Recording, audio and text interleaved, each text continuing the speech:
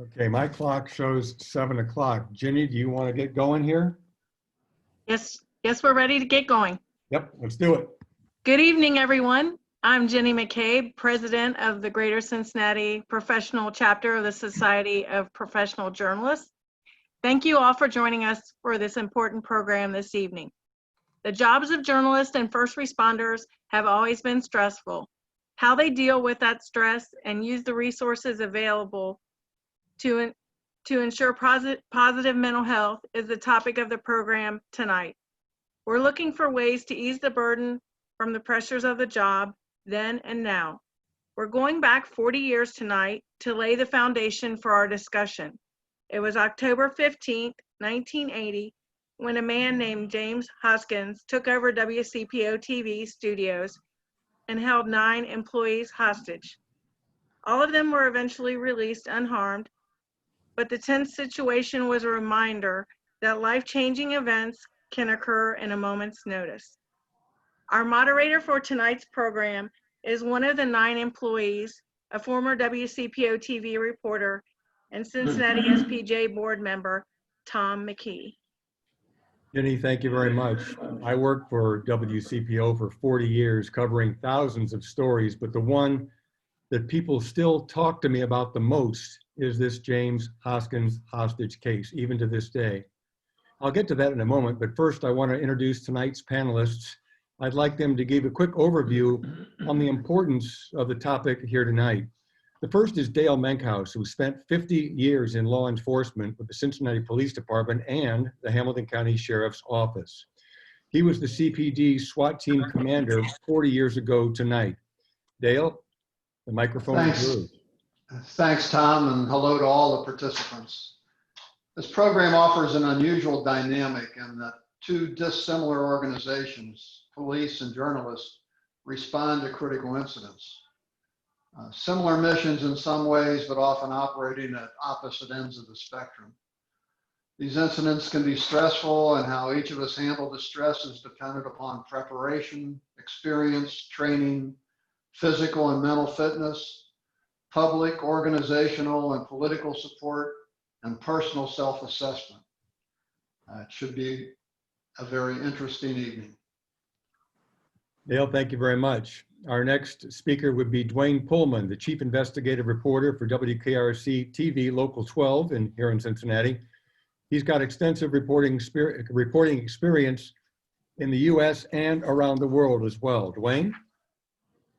I think it's interesting I'm coming after an organization like the police in just the introduction, because unlike the police, we don't have formal apparatus for journalists to handle the stress. And looking back over 3 decades,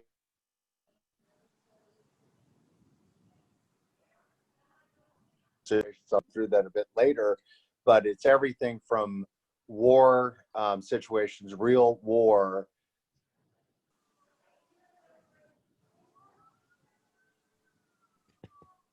streets of the US that brings us up to the modern time. So I think the discussion here is the starting point for a much deeper discussion on handling stress and what the fallout from that is. So I'm happy to be here.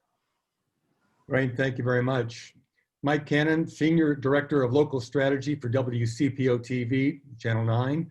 He oversees a staff of more than 80 professional journalists. Quite a task there, Mike. Yeah, it definitely is, Tom. And you know, one of the things that's interesting is just how much things have changed and how much, especially in this current sort of political climate, where journalists are more of a target, I think, than ever before. I think there's always been people who fixate on journalism and journalists. If you look at, you know, the number of restraining orders some of our talent has to get against people who become obsessed with them, or things like that. But then you add in this sort of vitriol directed at the media, and it just puts a target on all of our journalists back. And just a quick anecdote, and then I'll yield the microphone.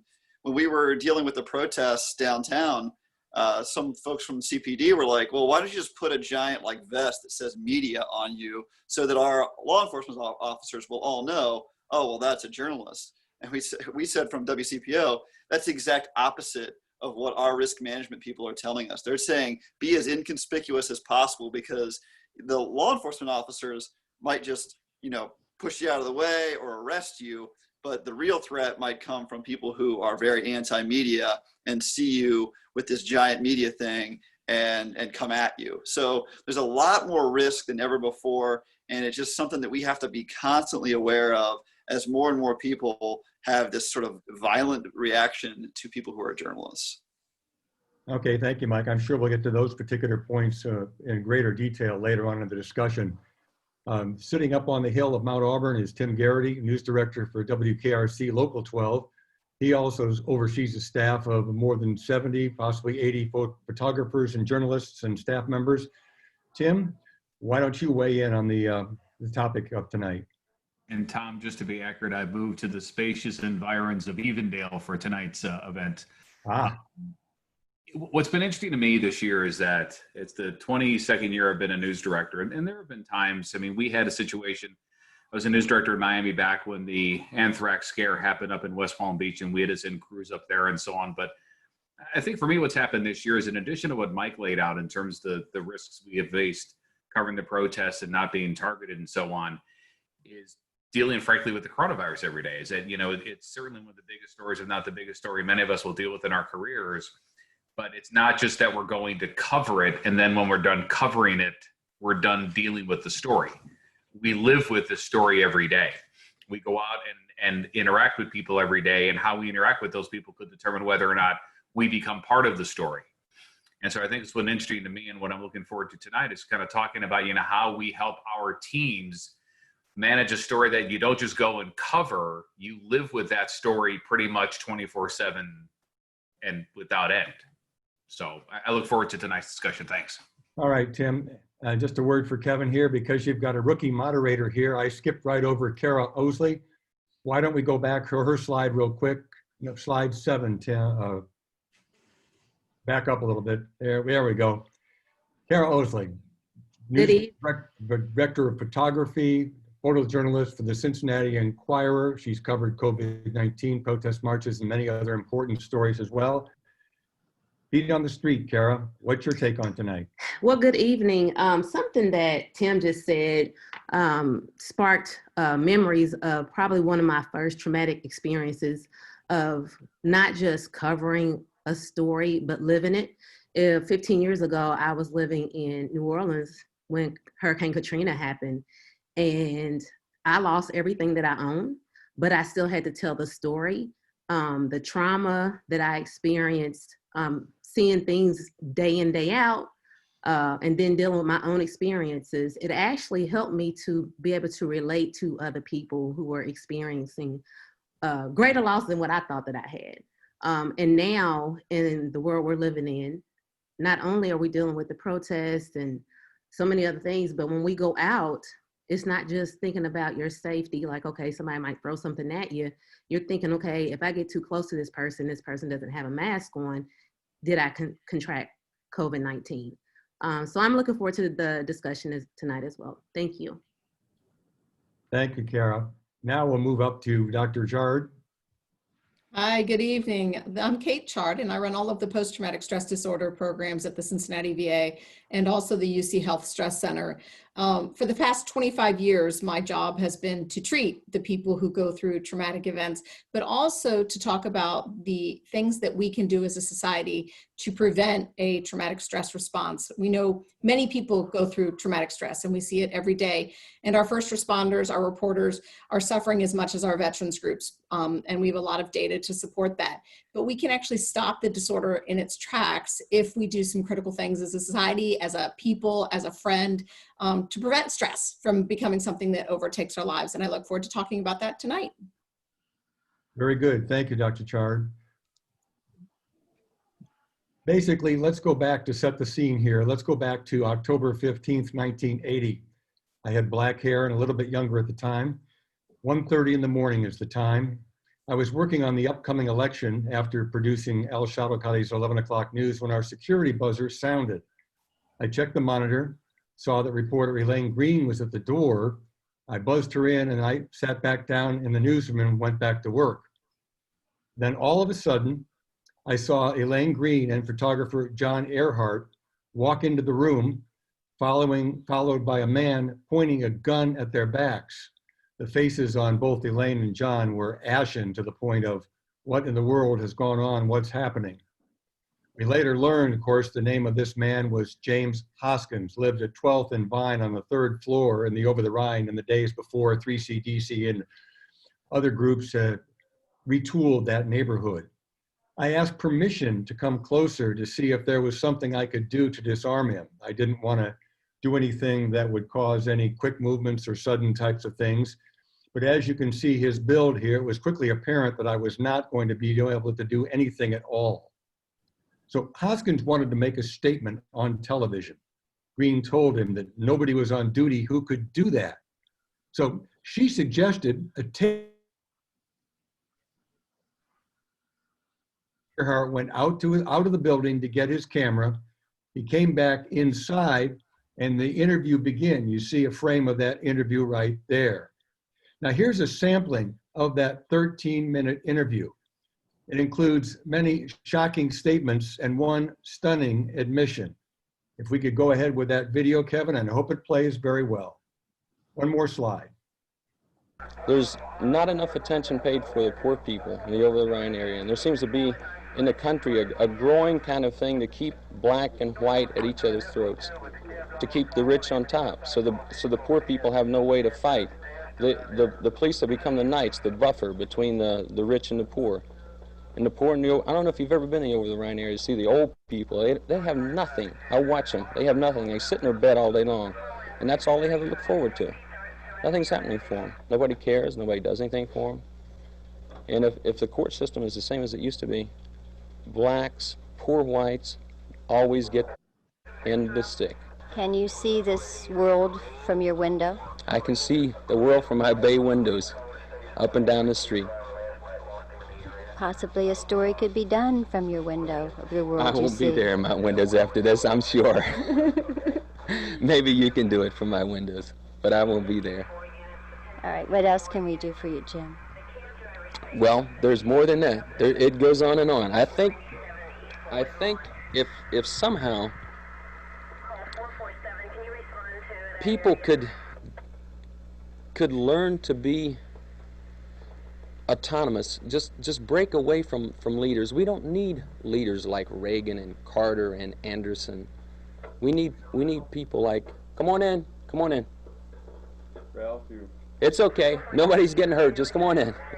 Ralph, Hey, come on in. you better come on in. Come in, please. Come on in. It's too late now. Grab your seat over there. Sit down. Park it over here so we keep everybody together. I don't intend to hurt anybody, so don't be, Jim, we have probably another minute or so on this tape. Is there any other point you wanted to make? I can't think of any point I want to make, except give me a place where the police can come and get me, and we're going to shoot it out.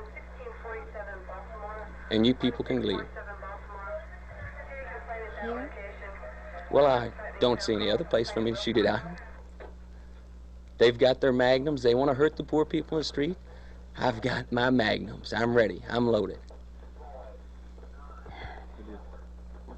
How would that help things, though? All these idealistic things you just said. How? You seem such You a could- nice gentleman.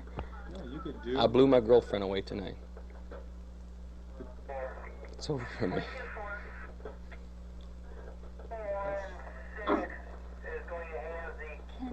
We had planned to do big things. We had planned to take your station. And through madness,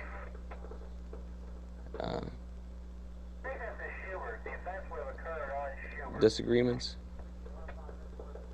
and just madness on my own part. I'm on disability. We used the disability. Initially, I used it. We learned in San Francisco, this is a hustle. You learn to use disability to buy weapons. You grow dope to buy weapons. People are arming. Everybody's arming. And in the process, somewhere along the line, through taking Valium, tons of Valium and some other kind of weird drugs, just trying to keep in there so they continue to give me the money so I could buy. I bought all kinds of lathes. I lathed out silencers, passed them on to other people. Had a whole factory of milling out mines, landmines, all this crap, and just we'd been doing a lot of things. And just, I can't say if it was the drugs. I've done angel dust. I've been into drugs. I shot her. She's dead. How can we help you now? You can't. I'm dead, man. Next slide, Kevin. There's not enough.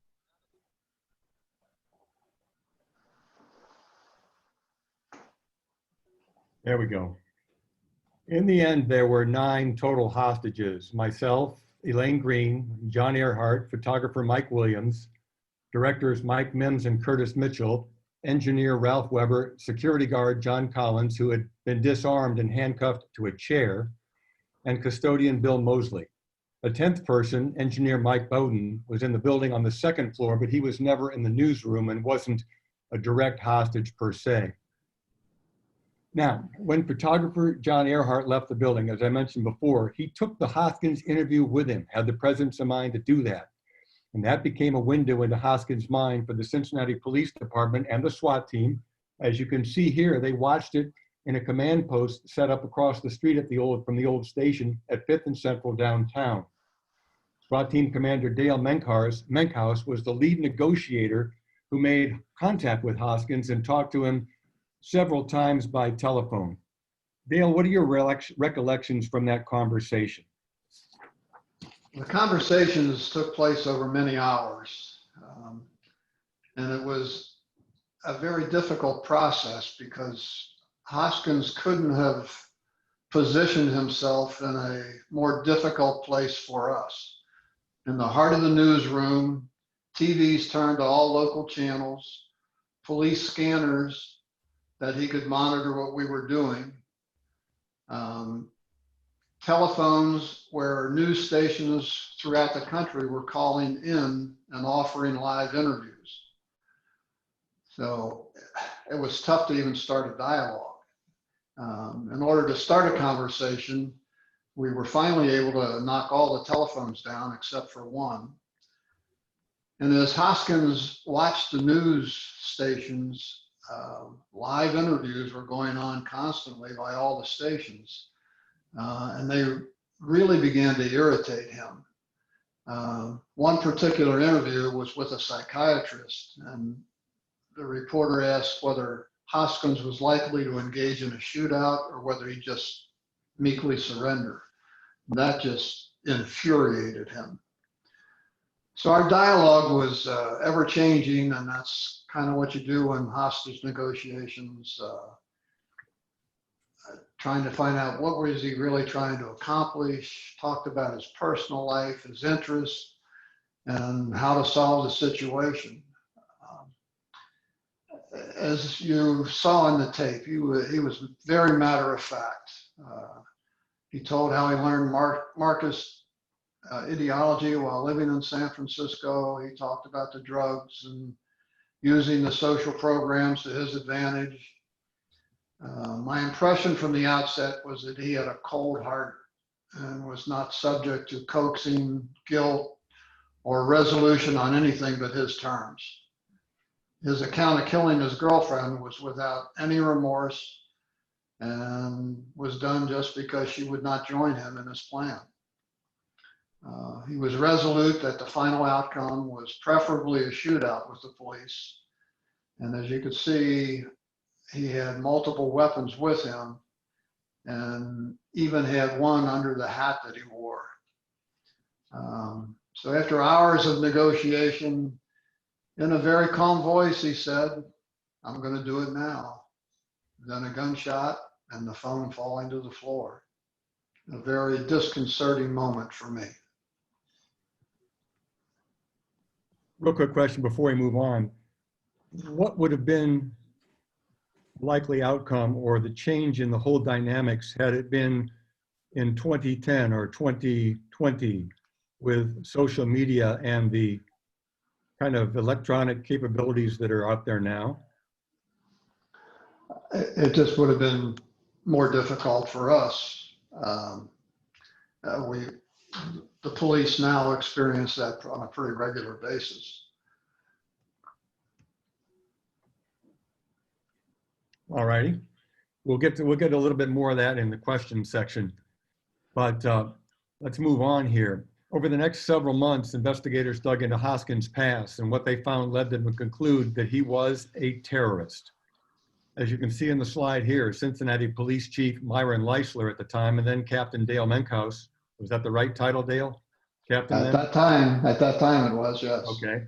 They held a news conference over at 310 Ezra Charles Drive to disclose what was found in the apartment at 12th and Vine Streets in the Over the Rhine, and they were not enamored with Hoskins' position. We have that video put together here now, Kevin. I don't know if you've ever been in the Over the Rhine area to see the old people. They have nothing. I watch them. They have nothing. They sit in their bed all day long, and that's all they have to look forward to. Nothing's happening for them. Nobody cares. Nobody does anything for them. And if the court system is the same as it used to be, blacks, poor whites, always get the end of the stick. In making those statements while holding the station hostage, he provided a view of himself to the general public, which was widely disseminated through the media, which on closer examination hasn't been able to stand the test that the first blush provided. Our investigation indicates that Mr. Hoskins was indeed a terrorist whose goal was to promote anarchy. It's very obvious through his documents that he led a dual life. One was what has been portrayed, as the chief has said, a person friendly, compassionate, but on the other hand, the other role that he led was a very cold, calculating individual who in fact points up that he could in fact kill someone through the death of his girlfriend, Melanie Finley. More of concern than anything was a file, a personal file,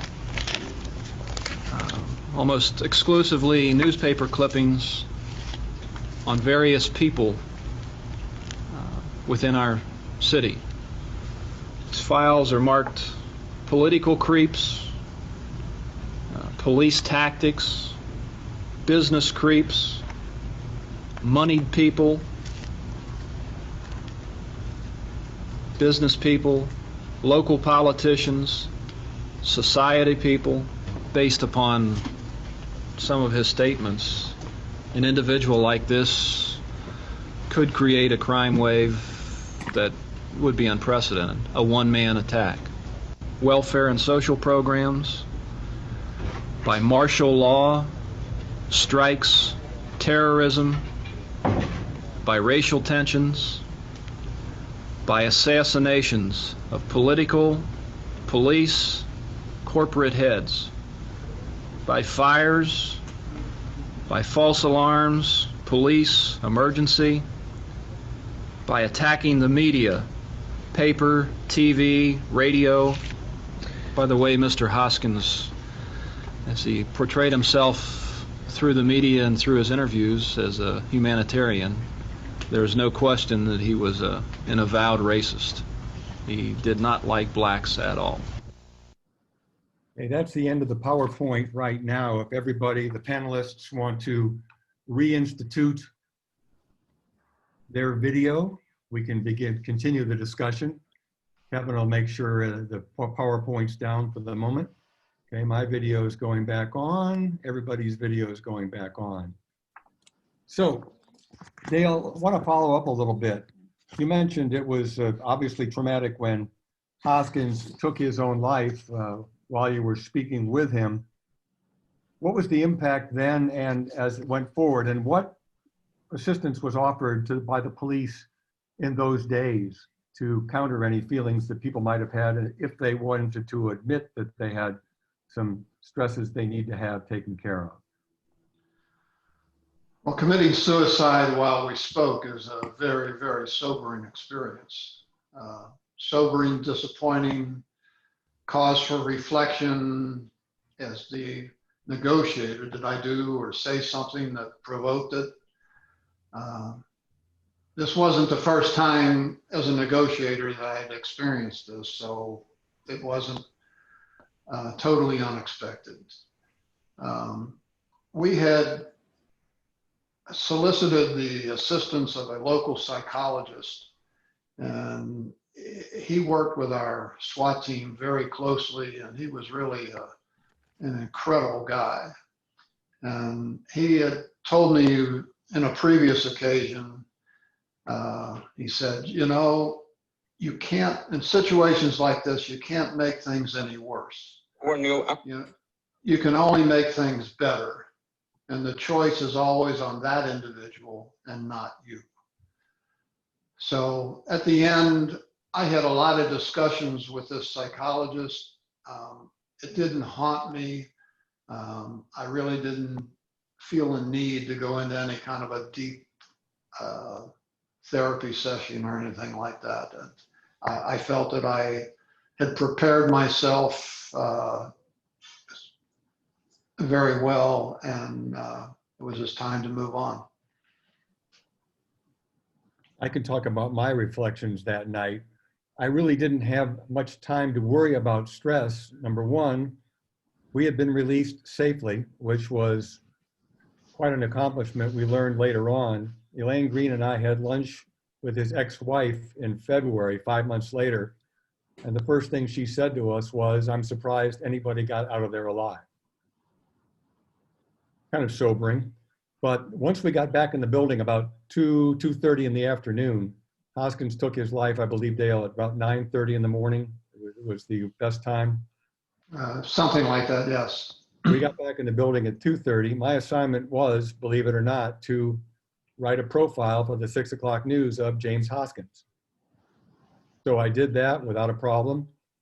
And when I got home about 8:30, grabbed something to eat. My phone rang for 5 hours straight with people wanting to know if I was okay, if we were doing stuff. And what I did over the next several weeks was I had so many people talk to me and want to know so much about the story that I think I talked it out, any stress problems that I might have had. Now, maybe I'm fooling myself, as Dr. Chard might be able to say, but now to the point it comes to the anniversary on most years and I don't even remember the date.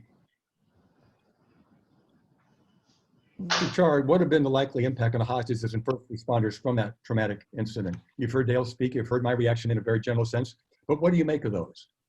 Well, I think what you're describing is a very normal reaction. And one of the things we've learned over the past 30 years, 40 years, is that almost everyone has a traumatic reaction if an event is stressful enough. The issue is who recovers and who doesn't. And I think we first need to normalize that when there's a big enough stressor, we're all going to have problems. We're going to lose sleep. We're going to have an upset stomach. We're going to have shaking hands. We're going to have triggers. But within about 12 weeks, 70% of us will recover. And you just highlighted one of the reasons why, because I'm willing to bet that the people that you talked with were supportive. If instead the people said, why did you do that?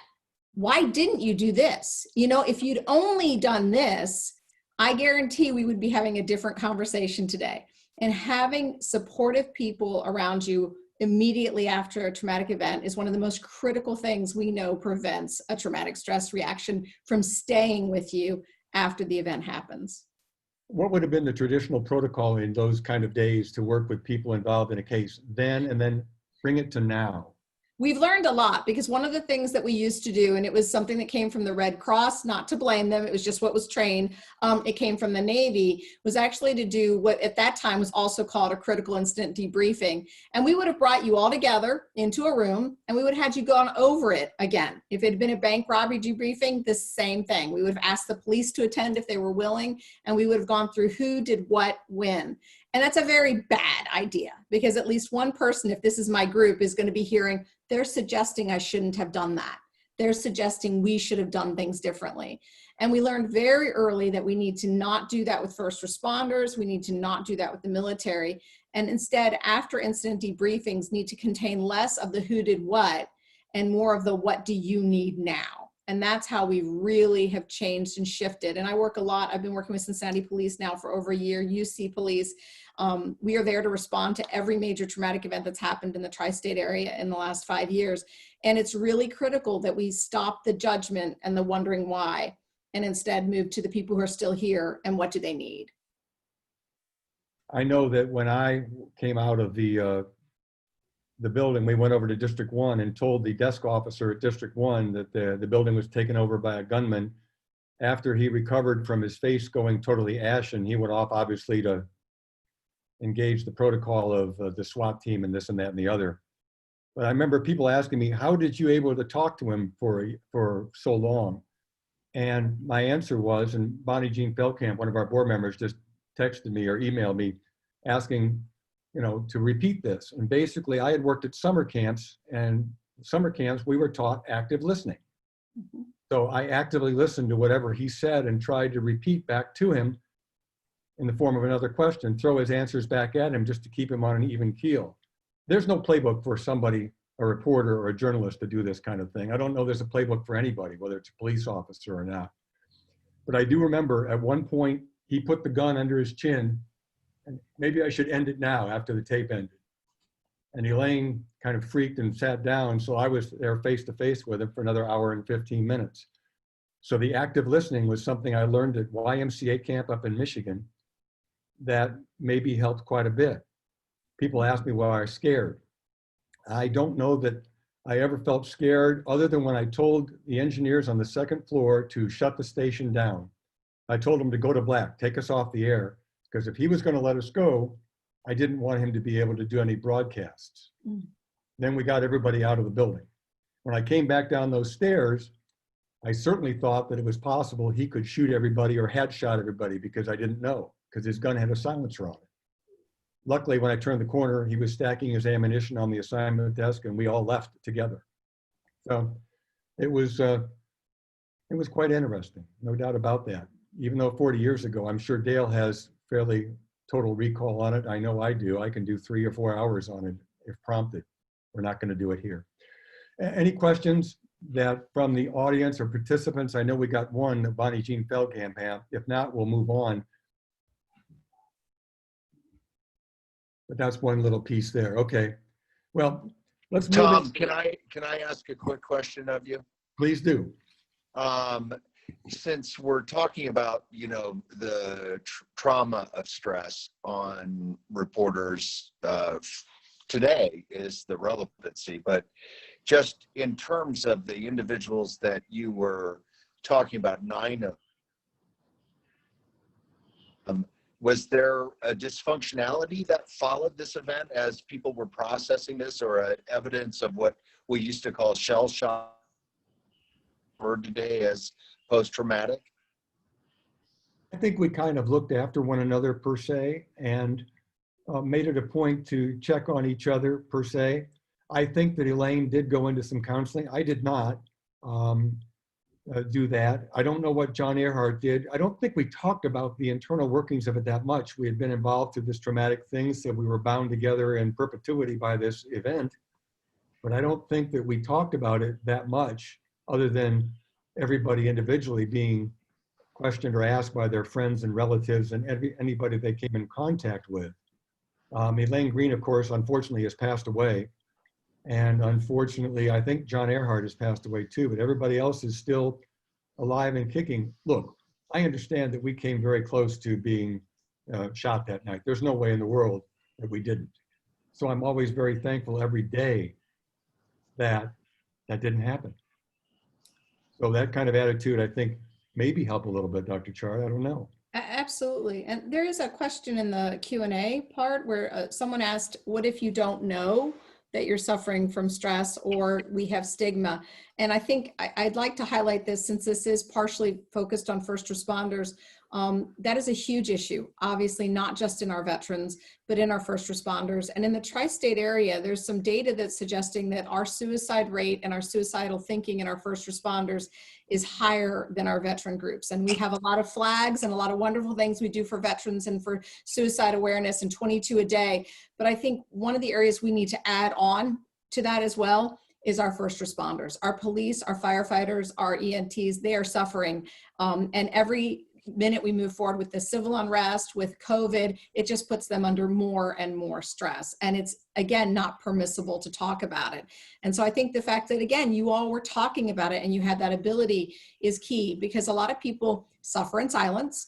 A lot of them don't realize they've changed. And when their significant other says, honey, you don't go anywhere, you don't like to do the things you do, they say, oh, you're just being picky. You really don't understand. And so it can be very, very difficult to get someone to come in for help when they don't think they have a problem, or when they think they should be managing better than they are, and therefore they're really not willing to go in because they don't want to be perceived as weak. I worked with a police officer recently, 25-year police officer in Cincinnati, and he said, this is just cop mentality. There's nothing wrong with me. We all think this way. And it was only after going through 10 sessions of therapy, he was able to say, why didn't I do this 20 years ago? I'm a different person, and I would have saved myself 2 divorces. It's just becomes part of the culture that we have to change and we have to educate people about. Okay, Dale, and the difference, the then and now kind of situation, you've seen a lot of changes through the years. Has the support structure, if people want to take advantage of it, has the support structure changed as you saw it from the Cincinnati Police rising to assistant chief and then over at the sheriff's office when you headed the corrections? With Cincinnati, we really moved the bar very, very high. We ended up, the psychologist I told you about that had volunteered, he became a full-time staff member. And during the 90s up into the late 90s, he was incredible and overwhelmed with the number of officers that went to see him. And he also provided for their families, which was incredible help. There were a lot of family issues that really needed to be handled by a professional like him. I know that after that individual, he passed on, they do have access to other professionals, and they do utilize that. The sheriff's office also utilizes one of the same people for their people. And it's a very, very valuable tool that police officers, especially that are involved in shootings, people get a wrong impression, but I can't tell you how many times I sat with an officer after a fatal shooting and he just sat there and cried.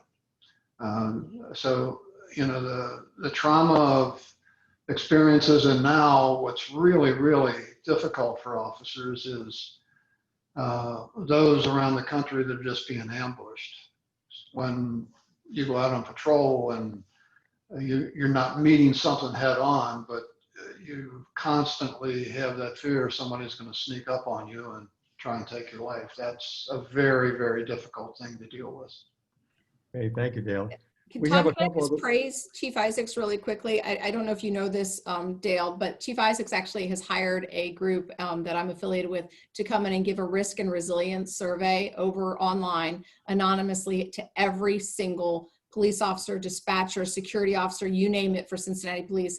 We finished doing it, and you have to do both sides. You have to see where they're at risk, but also where they've got the strength to react and to respond. This is one of the first police departments in the nation that has done this, with the idea of being able to intervene and support the officers. So it's really quite amazing what they're doing down there now. That's terrific. Mm-hmm. Yeah, it certainly is terrific. Again, the police department leading the way in many things, the collaborative agreement, the mental health aspects of things, is de-escalation training. We did have a question from Nathan Bowles about the idea of someone not realizing they're suffering from stress, but I think, Dr. Chard, you've already taken care of that one. What's the best way to take care of coworkers? Anybody can chime in now, and Dwayne, we'll get to you in 1 second here, but what's the best way of taking care of coworkers in a situation like this? Kara, why don't you chime in on that? What's the best way to take care of coworkers? You are not only a photojournalist, but you direct the photography, so you know what these people are feeling.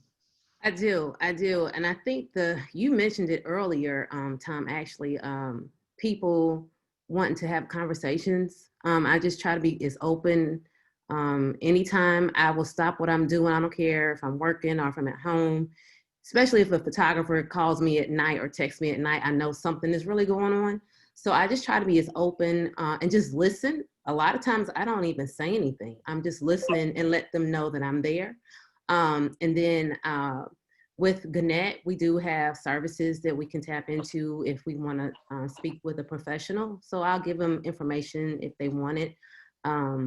And I just try to listen and just be there. And sometimes it's like, hey, let's go get a cup of coffee and just, you know, whatever it is, it's something really, really simple.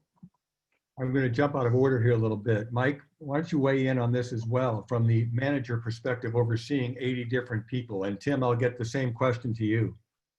Yeah, I think a lot of it is what Kara was just talking about. Like, I think a lot of it is just listening and being a resource. I think making sure we check up on people, especially people who have gone through a more traumatic experience. Right now, it's super difficult, right? Because the vast majority of our journalists aren't in our building. So I don't see them every single day.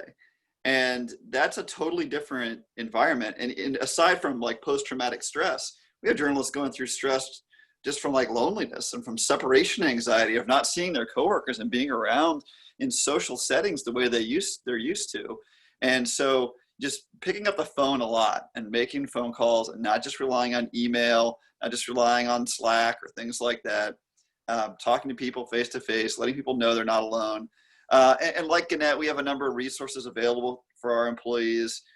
We have sort of like a hotline that employees can call to get help, especially employees in crisis, that we can refer people to. We can refer people to mental health providers as well.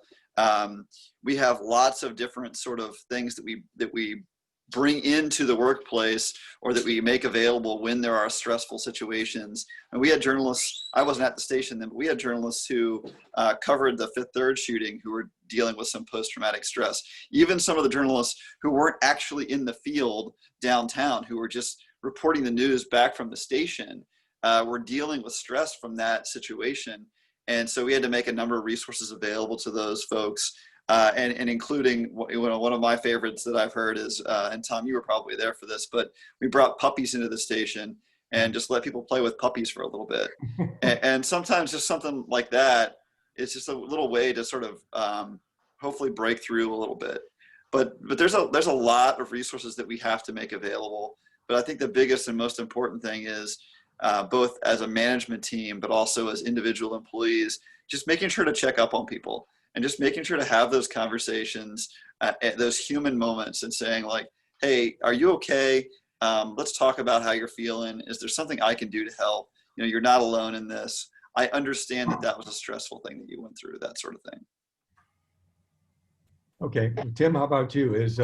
Are puppies, can you list on your expense report, can you list puppy therapy?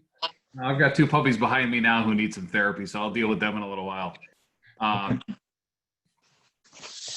In addition to what Kara and Mike talked about, one of the things that I have found too is just, you know, really knowing your team.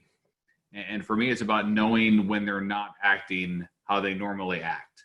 Like I have team members who need to talk everything out. I have team members who, the less they see of me, the better they think they're doing. And people anywhere in the middle of that. And so what I generally try to do is, I mean, even during COVID, I have my mask on and I'm you know, socially distant, but I'm kind of walking around the building and just seeing how everybody's doing. Or if I see somebody on one of our Microsoft team calls in the morning who doesn't seem to be themselves, I'll call them up afterwards and just kind of talk to them and see what's going on. And for me, it's about looking for those times where they're not acting the way they normally would. That may be a signal to me that, you know, they just may need me to reach out. And as others have pointed out, it's oftentimes just about listening. They don't want me to solve anything. There's nothing I can solve for them. It's just about knowing that someone's interested in what they're going through. And yes, we have the same resources. And if people ask, we offer to them and so on. But I think it's really just about knowing your team well enough to know, or your teammates to know when somebody's not acting in a normal way. Maybe that's the time that they just need you to know that you're there for them. Okay. Well, let's move into a different kind of coverage. Well, if there are more questions, we'll deal with the Hoskins thing maybe later on in the program. But Dwayne, you have some different experiences that I'd like to get into a little bit that you've covered. when you're put yourself in harm's way in a wholly different environment? You know, in what you're referring to, obviously, Tom, and forgive me, my connection's very bad on this end if I freeze or anything, but I also have trouble seeing the current screen. So I'll start with, I did act as a local reporter, war. Hey, Dwayne, if you turn your camera off, sometimes that will help with your connection. Because right now we can't hear you. Oh, really? Okay, let Yeah. me try. How's that? Is that any better? Much better. Okay, so what Tom is referring to was a war correspondent. That's kind of what I covered the war in the Gulf War with. I won't see it, Tom. Basically, I was town and had gone through so many things in terms of reporting, but nothing like actually given the assignment of chasing Scuds and the intercept by Patriot missiles. I cut my foot Scud missiles and lost about 45 pounds at the time. And then it came out later, there was biohazard crying in gas masks when they thought we had been gassed. It was surreal. I carried that with me. Then in 1990,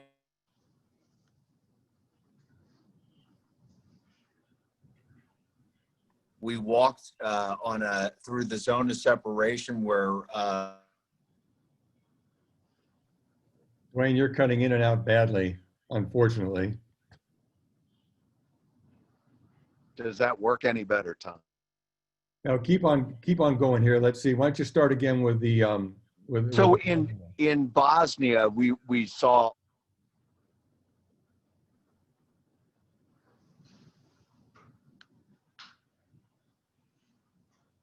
had any time to really absorb it.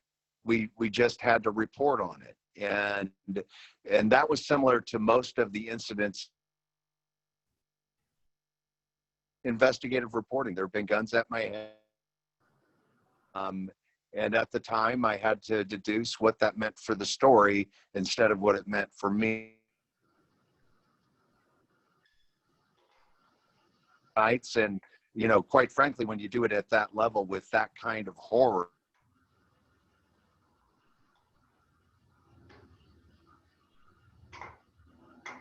Dwayne, we got the essence of everything you said. I don't know that we had all the specifics about being shot at and having to cover the story, even in those difficult situations.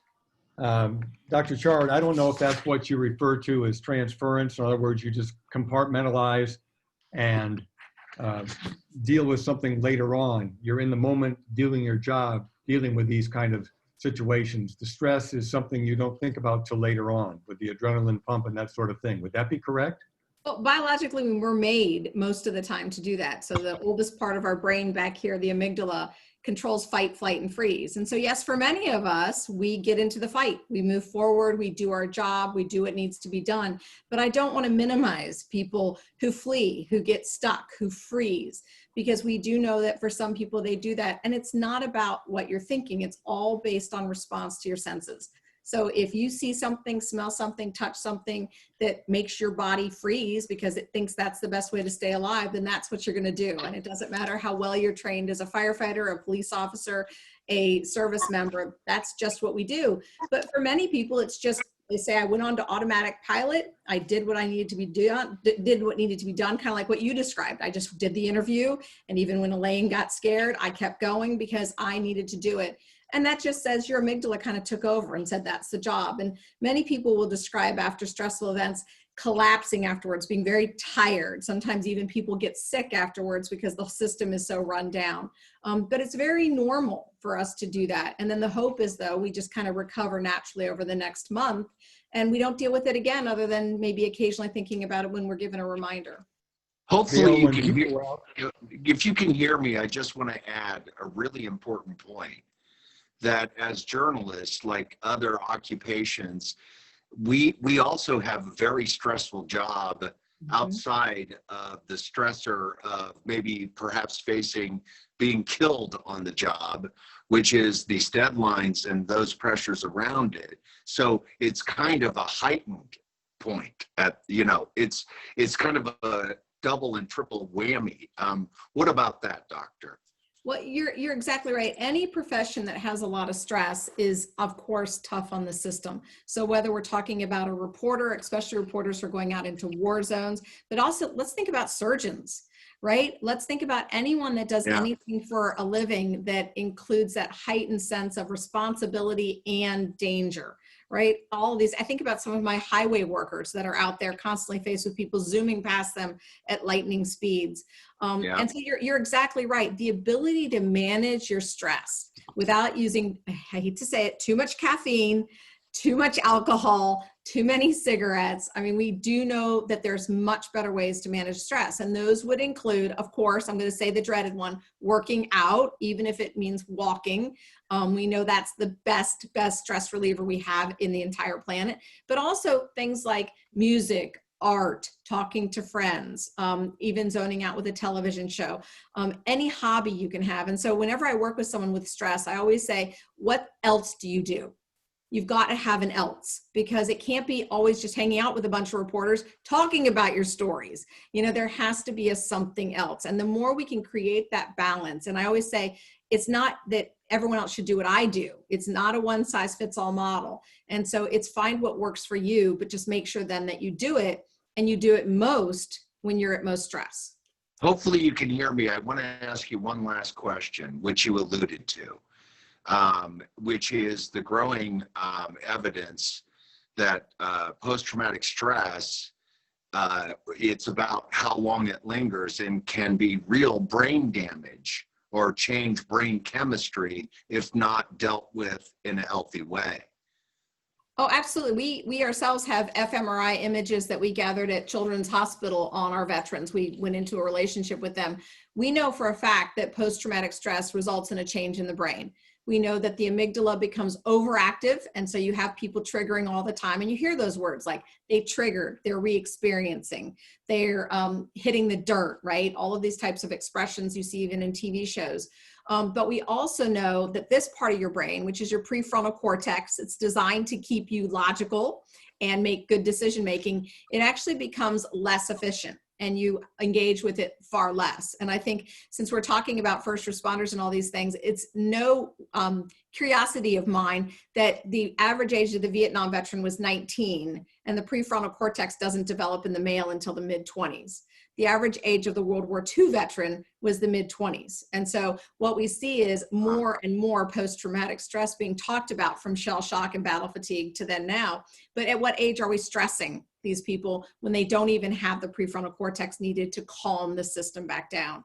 And so part of our job, and the biggest point I want to make all evening is you can get a lot of therapy, and therapy is nice, but we absolutely know that there are treatments that work specifically for post-traumatic stress disorder. They're only 7 to 12 sessions long typically. And I think a lot of people go to primary care and they get a medication or they get preferred to talk therapy. And these are not the right answers for PTSD. It is imminently treatable, and we can rechange the chemistry in the brain. You mentioned one thing that I would like to explore, maybe with Dale real quick. The idea of the physical aspects of stress. We know the mental aspects. Your mind goes haywire and you thought about what did I do or not do or whatever. But Dale, when you were on the street as an officer and then as a commander, then as an assistant chief, what kind of physical situations? You mentioned the one officer who broke down crying after a fatal encounter. But what other physical things did you see in officers who've been involved in extremely stressful situations? There were a lot. We'd see people that suddenly their personal hygiene changed dramatically. The way they dressed, they'd come in in wrinkled shirts and uniforms, didn't shave, didn't cut their hair. They become very quiet. And one of the things that Dr. Chard said, and I think that for all of us listening to this, that, when we saw somebody that was really, we knew that they'd been involved in several incidents or a critical incident, we made it mandatory that they went to see a professional. And it was interesting. A lot of them would say, I'm okay, I don't need it. But when they went, and I'm sure that Dr. Chard could say more, but the professional, the psychologist would start saying, have you experienced this? Have you experienced this? And they'd come back and say, oh my God, they went through 5 or 6 things and I didn't even realize. I said yes to every one of them. So I think it's important that when you see your people that are having problems, that you do get them some professional help. Tim and Mike, what have you noticed in your people? If you noticed that maybe they need a little bit of extra aid, what triggers something in your psyche that says they need a talking a little bit, or they need to be listened to, or they need to be, the employee assistance program needs to be contacted? What triggers or what things are you looking for? As I mentioned earlier, Tom, for me, the biggest trigger as far as just that something's not right is when they're not acting as they normally do. And again, it's just about knowing your team and so on. I would say, at least for me, triggering an EAP is if somebody, goes on some sort of tirade in the newsroom, or, really goes after another employee, not necessarily physically, but verbally, something that's truly out of character, that is certainly stress building over or something. That's when we might tell that employee, you really need to reach out to employee assistance and talk to them. But again, we also don't want to make it a punitive thing either, because it's an anonymous program. It's available to every employee. So we really try not to, I probably can't think of the last time I ordered anybody to go to EAP, as much as just trying to stress to them that it's available as a resource. It's anonymous. I'll never know if you call them, but it's there for you if you need the help. But again, I think it's just really about just knowing who your people are and looking for when they act out of character that something might be going on. Mike? Yeah, I think like Tim and Dale were saying, I think it's watching for those sort of warning signs, watching for some behavior that just doesn't seem right for that person's personality. And you don't see it a lot, and it might not always be something that just automatically pops into your brain of like, oh, well, that person went through this stressful experience, so clearly that's what it is.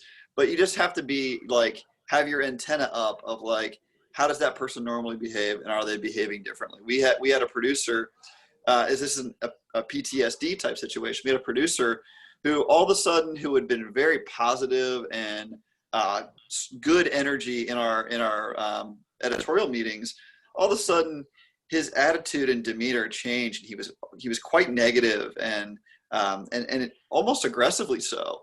And we were like, what is going on here? And we finally had some conversations with him, and it's just the stress of the environment of the world we live in right now, with the fears of the pandemic and all those things layered in. And we had some really good conversations with him, made sure he knew what was available as far as help. And it was like a night and day difference, but it was just noticing that one difference of like, wow, this is out of character for this person. Why are they behaving this way? And making sure that we then have a conversation. Dwayne mentioned it before, but Carol, when you're out on the street, doing the job is first and foremost in your minds. But let's say covering the protests or COVID, you always have to have a sixth sense, so to speak, to know what dangers might be out there. How do you separate those two or put them together to make sure you're effective on and off the job? Tom, I have to tell you, in May, I think it was like May 28th, when the protests in Cincinnati started, right after George Floyd's murder. I think we didn't know anything about the protest that day until like later in the afternoon. So when I went out to cover the protest, it was just me and one other photographer. By that point, I had already been working like 8 hours that day. So I was running on just fumes, just, trying to capture what I could capture. I actually went out with no plan, other than to try to tell the story, which I think most of us do all the time. It's like we just try to get the story. And then as you know, the first 1 or 2 hours, they're marching and marching. I'm like, oh my gosh, this day's getting longer and longer and longer.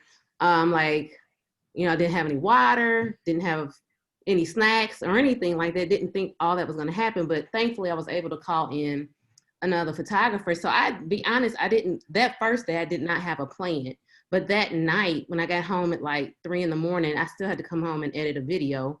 But I had to come up with a plan, like, you know, within the next 10 hours of what we're going to do the next day, because there were scheduled protests the next day.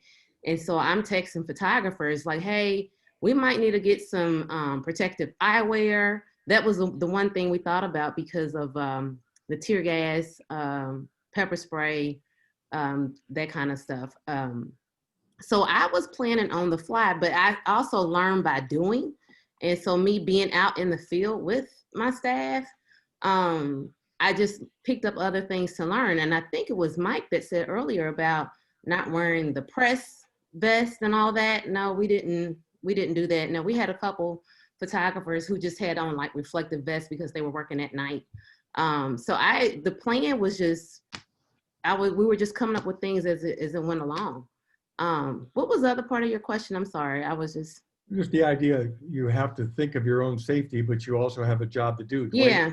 And then Bosnia and the Gulf War. Yeah, and then the other thing, I think for me, that first night, I wasn't thinking so much about the tear gas because I had no protective eyewear that first night. Me and Cream Elgazar, neither one of us did. We were more concerned about COVID, right? So I had like extra masks in my bag, plenty of hand sanitizer, wipes and stuff like that. So, and then like, I think those first 3 or 4 days, you don't even really think about like what you saw.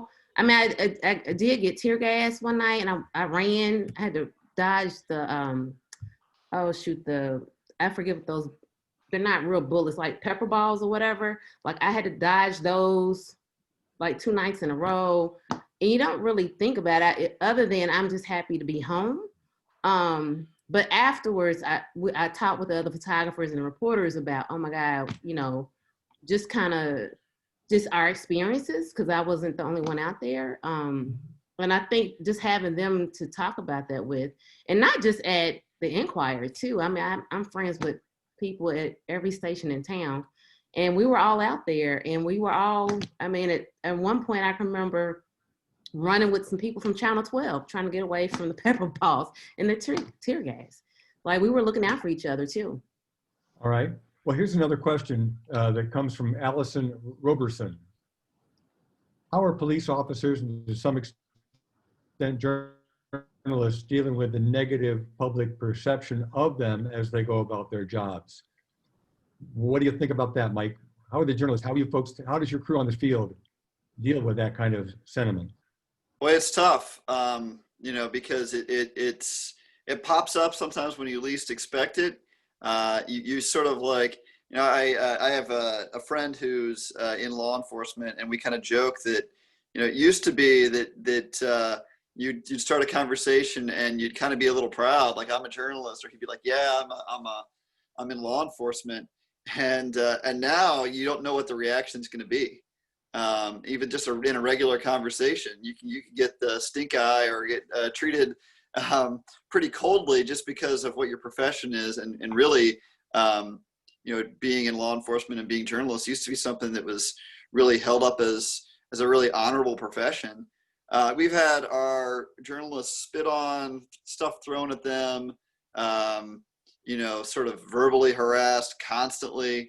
And it's from multiple different sides, and it wears on people because, you know, most of the people on our team, they became journalists because they wanted to help people. They wanted to make their community a better place, and instead what they're getting is this sort of hate and vitriol, and it's they're not used to it. I mean, I tell people I've had a thick skin for a long time, because if you are in this business for a while, and especially if you're in news leadership and you're out there, then you're gonna take flack, and you're gonna take lots of negative comments and criticism, and I try not to take it personally. I answer lots and lots and lots of phone calls and emails, and you know, some people love me and some people hate me, and that's okay. I'm okay with that. Everyone's entitled to their opinion, but not all of our journalists are used to that sort of almost personal attack. And I know it's not personal. It's just you're a journalist, so you're the closest one.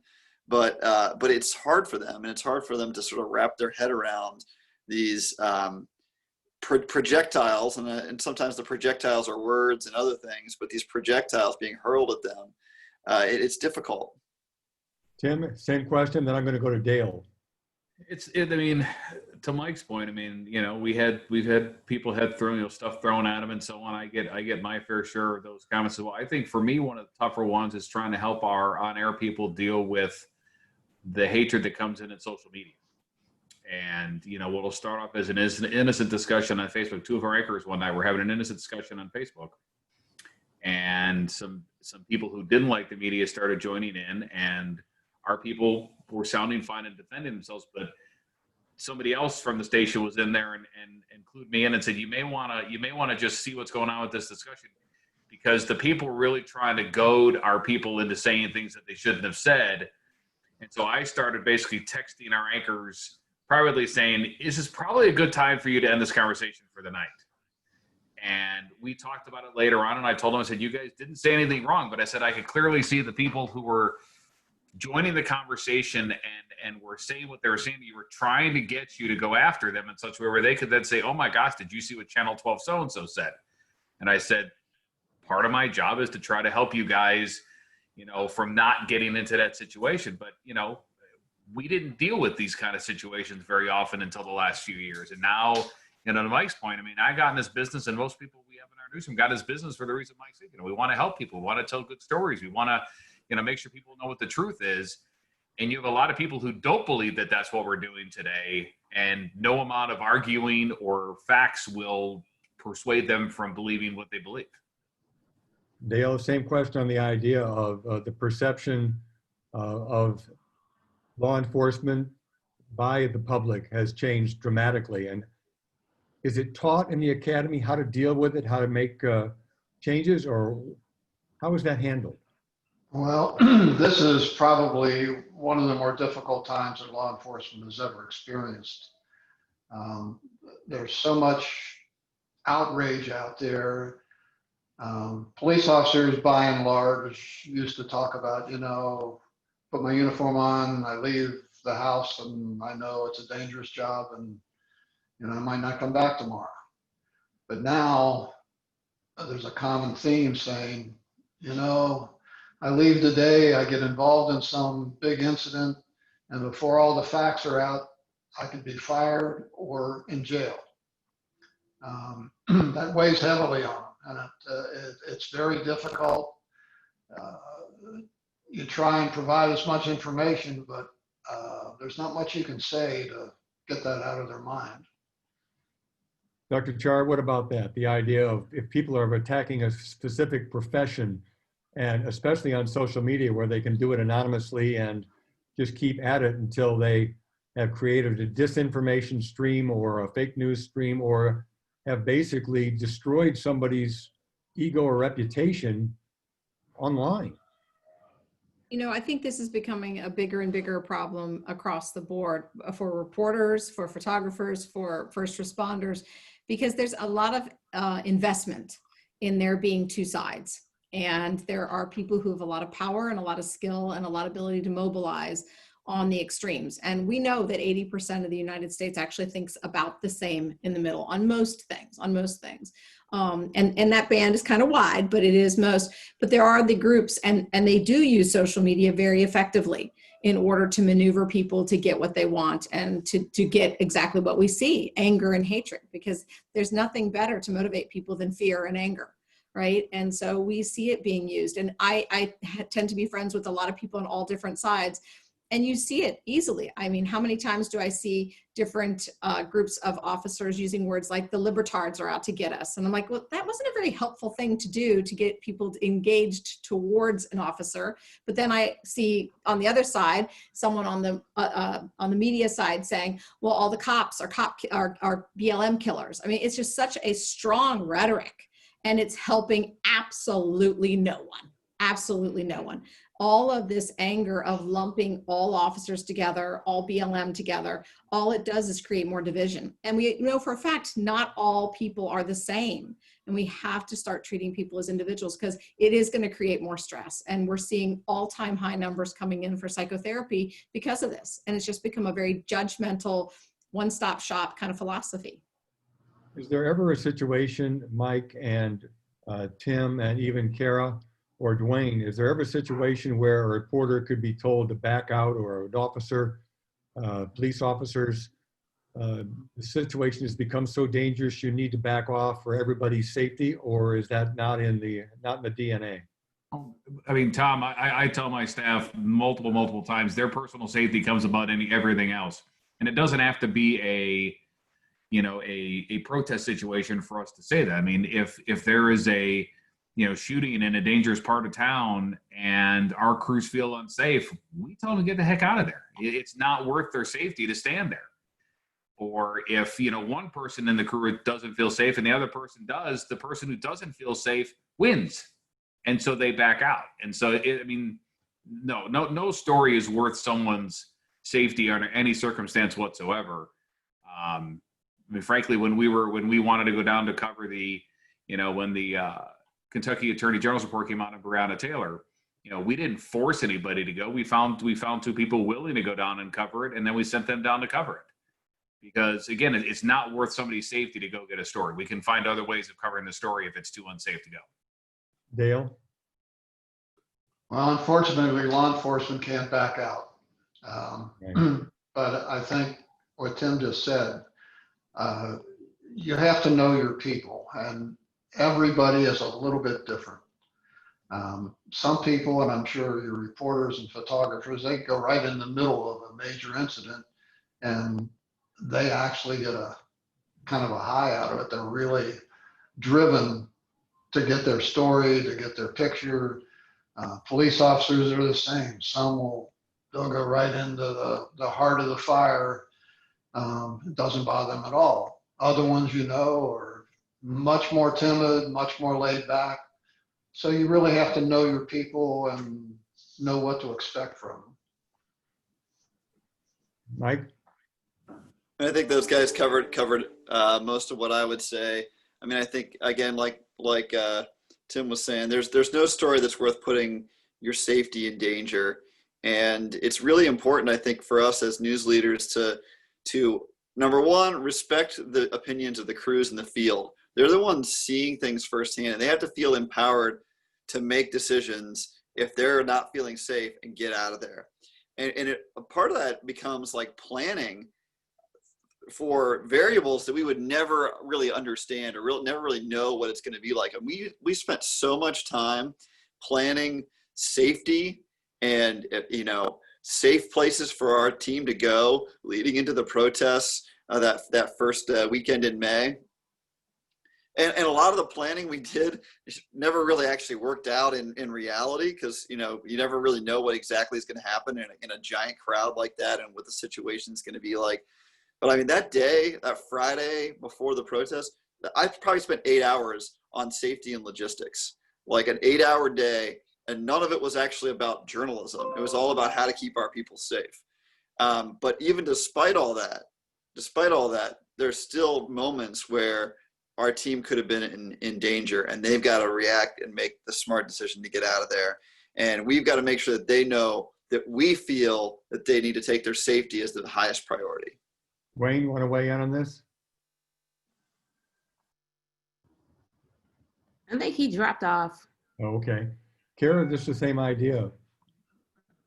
Well, I know one of the first things I thought about years and years ago, I was down in Over the Rhine, and I was by myself that night. I was working night shift, and there was somebody was shot. I can't even remember the details about it.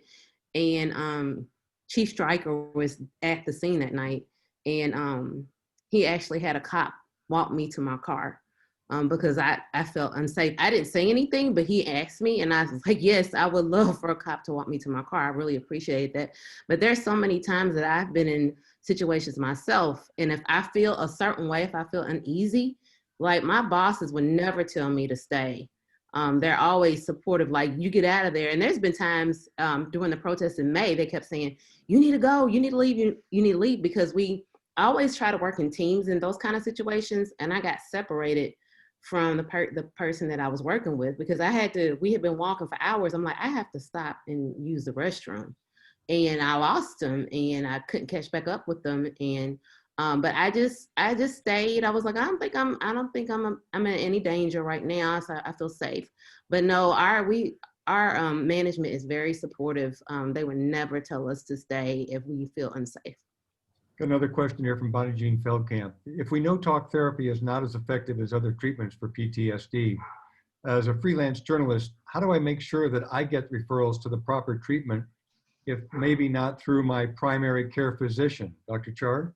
Absolutely. So I was actually just typing answers just in case we didn't have time to some of these. So folks, please check the chat because I did type a few answers in. So there are a couple recommendations I have. The National Center for PTSD is perhaps one of the most science-based resources we have for post-traumatic stress disorder. Again, that's the National Center for PTSD. And there's a shared decision-making tool that you can use to try to look through the different treatment options. But I have to highlight the UC Health Stress Center. This was actually funded by the Joey Votto Foundation. And his goal was to ensure that we had psychotherapy that was evidence-based available to all of the citizens of the tri-state. So he actually gave a gap fund that pays for the therapy for those who cannot afford care, but also for many of my people in jobs where they have very high deductibles, we actually cover the cost of the deductible so that they can come in for care. And we offer all of the evidence-based treatments at the UC Health Stress Center. So feel free to Google us or just to look me up, and you can find us and come in and just talk about some of the treatment options there. Just in the generic sense, if you know somebody who has PTSD in a general sense, maybe not a journalist or whatever, how can you get them help or suggest without pushing too hard that maybe they need to take advantage of one of these services?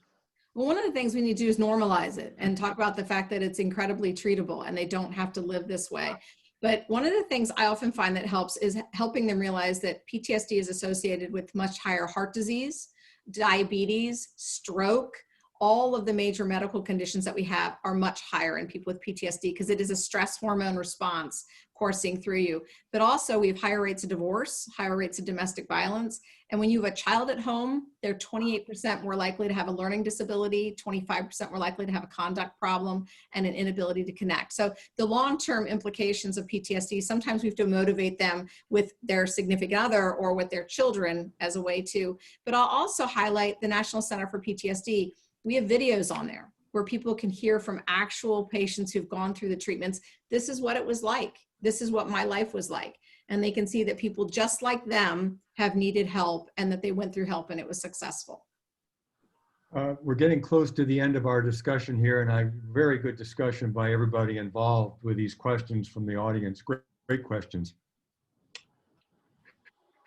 Why don't we go through and kind of summarize everything from what we've learned, and looking forward, what's the best way to maybe take this information and use it on a day-to-day basis? Dr. Chard, I'll give you the last word. Kara, why don't you start first? Oh, hey, Tom, I was going to say something first. There was one last question in there. Did you see it from Lindsay? I can read it. It says, if a certain news event is particularly stressful to a reporter, are there options to opt out and cover something else for the time being? I didn't mention her name, but I think the question was about the idea of, can you back out for your own safety? Oh, okay. Okay. I think we touched upon that. Well, Maybe I was, okay. No, okay. Just the idea. Yeah, I think there's a variation of that too, though.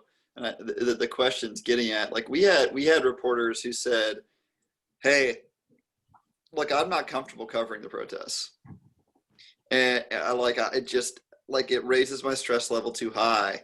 And it wasn't a matter of like the protest itself wasn't safe. It was that they didn't feel comfortable there. And we said, you know what? All right, we'll put you on another assignment. We'll make adjustments that day. Okay, Tim, same thing? Absolutely. Yeah, I mean, and I mean, we had people on the Converse who asked us if they could be a part of it and cover because they felt like they had a responsibility to go cover it. And so we moved things around and we let them do that too. So, and, you know, because of COVID, we had tried to keep our crews paired together. And so a couple of times we had to unpair them because in this particular case, I decided that crew safety for the protest was more important at that particular time than crew safety for Corona. So we masked them up and did our best to separate them. Unfortunately, nobody got sick.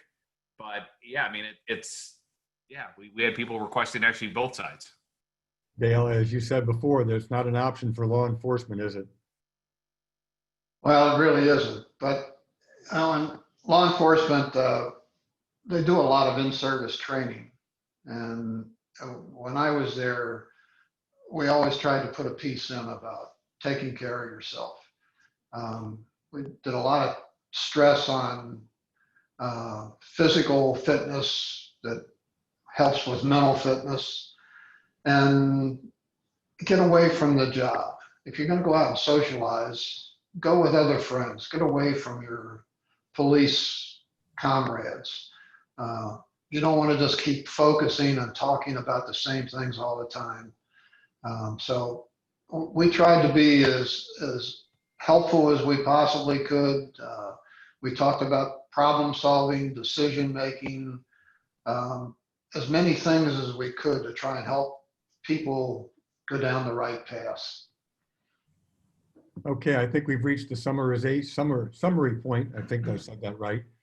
Kara, what have you learned here? What can we do to take away from this discussion and put it into practice for our cohorts and friends? First thing I would say, this discussion has been amazing and I've learned so much from everybody on the panel. I've been trying to take as many notes as possible.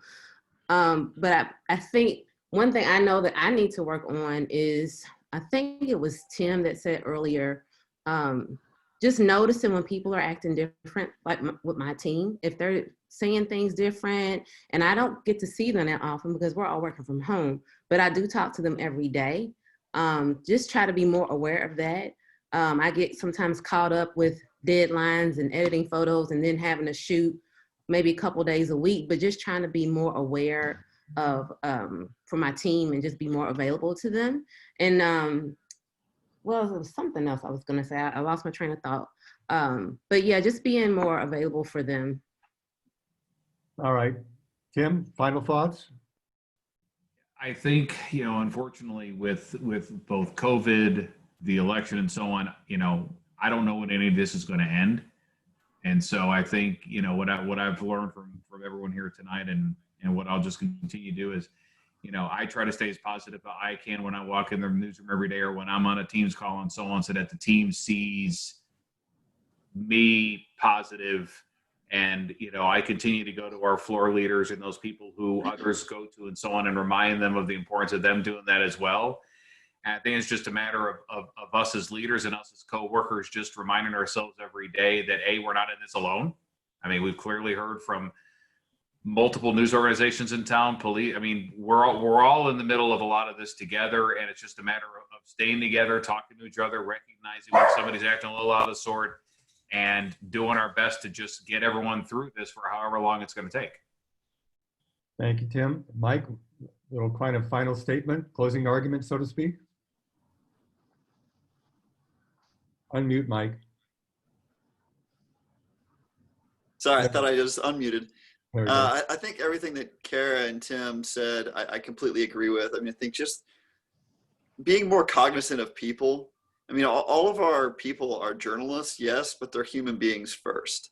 And I think sometimes we never fully forget that, but it's not as top of mind as it should be. And I think what Dr. Chard said about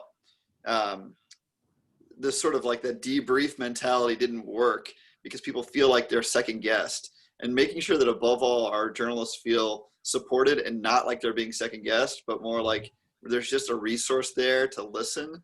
I think that's really important. And that's something that I hadn't heard before. It makes complete and total sense when I hear it, but that's something I hadn't really heard before. And I think I'll take that away and make sure that that's a part of all of our discussions about these types of things going forward. Thank you, Mike. Dale, final thoughts? I think it's really healthy that we have these discussions, and you know, it just strikes me as there's so many different organizations that are experiencing these same things. Social workers, mental health workers that are out on the street dealing with people. We kind of need to share more of this within, you know, reporters need to talk to police officers and say, you know, hey, we're starting to feel some of the same things you guys do. I think open discussion is healthy, and you know, I wish that I had a magic wand that I could say, how do we get this out to the rest of the country? But I don't know how to do that. Dale, thank you. Dr. Chard, the last word. You know, I want to thank you all for allowing me to participate and to join you all. And I think that the main things I can say in summary are, you know, take care of each other. But Dale, to second what you were saying, and Mike, what you were saying, I really think finding the humanity in all of us, we get lost in titles and we get lost in job descriptions. And the more we can actually meet people, and there have been wonderful ways that people have brought people together from diverse groups, from ethnic groups, and allowed them to talk. And the more we can have these types of forums available that can allow people to blend that maybe naturally wouldn't blend, the more we can see each other as humans and not as job descriptions or as race, colors, or as gender. And I think that's really, really important. But also, again, practicing self-care. Get away from, I hate to say this, get away from the news. Don't watch it 24/7. You don't need to know what everyone else is doing. Turn it off. Go watch something else. Go for a walk, right? Get away from it. Get off of Facebook. It just creates anxiety, right? And I think the more we can do that. And then the last thing I'm going to plug is no caffeine. You guys work crazy hours, but get off of it at night. You need to have no caffeine 6 hours before bed so you get a great night's sleep, because the better you sleep, the better you're going to feel in the morning. And I think if we can all react with a little bit more compassion to ourselves and to everyone else, the better we're all going to be in the end. I think those are marching orders for every one of us. My goodness gracious.